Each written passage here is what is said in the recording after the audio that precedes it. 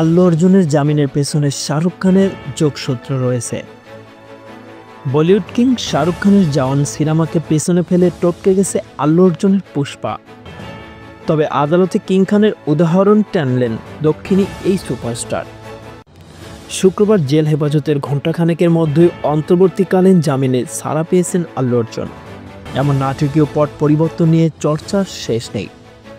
তবে মজার বিষয় হচ্ছে, এটি দক্ষিণী তারকার জামিনের সঙ্গে অদ্ভুতভাবে জুড়ে গেছে শাহরুখ খানের নাম। অতীতে শাহরুখ খানও একবার এরকমই এক মামলার বিতর্কে জড়িয়েছিলেন। সময়টা ছিল 2017 সালের জানুয়ারি মাস। সে সময় রইস সিনেমার প্রচারের জন্য মুম্বাই থেকে ট্রেনে চড়ে গুজরাটে গিয়েছিলেন কিং খান। ভদোদরায় শাহরুখ খানকে দেখতে মারাত্মক ভিড় হয়েছিল। সেই জনসম্মুখে লক্ষ্য করে বলিউড সুপারস্টার কিছু টি শার্ট সরিয়ে দিয়েছিলেন, আর সেগুলো লুফে নেওয়ার চেষ্টায় হুড়োহুড়ির সৃষ্টি হয়।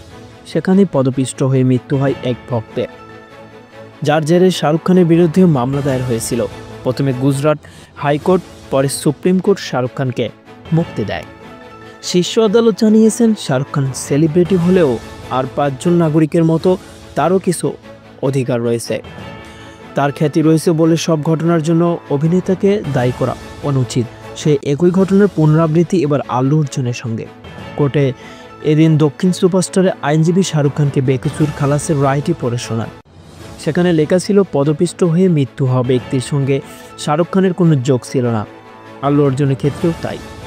অভিনেতা দোতলায় ছিলেন আর ওই মহিলা অনুরাগী থিয়েটারের নিচতলায়। আইনজীবী আরও জানান, রাত 9:40 সেখানে পৌঁছান দক্ষিণী সুপারস্টার। সেখানে আল্লু অর্জুন আসছেন সে খবর পুলিশ জানতেন। পুলিশ বা থিয়েটার তরফ থেকে আগাম পরিস্থিতি বুঝেও কেন কোনো তরফ থেকে অভিনেতাকে সতর্ক করেনি বা আসতে নিষেধ করেননি। শাহরুখ খানের অতীত উদাহরণ শোনার পর আদালত জানায়, আমরা নির্দিষ্ট সময়ের জন্য অন্তর্বর্তী জামিন মঞ্জুর করব। এরপরই 50,000 টাকার বন্ডে অন্তর্বর্তী জামিন পান আল্লু অর্জুন। গত 4 ডিসেম্বর হায়দ্রাবাদের সন্ধ্যা থিয়েটারে পুষ্পা 2 দ্য রুল সিনেমায় বিমানে পদবলিত হয়ে এক নারী ভক্তের মৃত্যু হয়। এই ঘটনায় ওই নারীর পরিবার থানায় মামলা করে। সেই মামলার তদন্তে নেমেই শুক্রবার 13 ডিসেম্বর পুলিশ গ্রেপ্তার করে অভিনেতাকে। ওই দিন মামলার শুনানি অনুষ্ঠিত হওয়ায় আদালতে অভিনেতার 14 দিনের বিচার বিভাগীয় হেফাজতের রায় দেন। তবে এই রায়ের বিরোধিতা করেন আল্লু অর্জুনের আইনজীবী। অভিনেতার বিরুদ্ধে আনা এফআইআর খারিজের আবেদন করেন তিনি। হাইকোর্টে এই আবেদন জানানো হলে তেলেঙ্গানা হাইকোর্টের বিচারপতি জি শ্রীদেবীর ব্রেন্সে 50,000 টাকার মুচলেকা দিয়ে অন্তর্বর্তী জামিন পান আল্লু অর্জুন।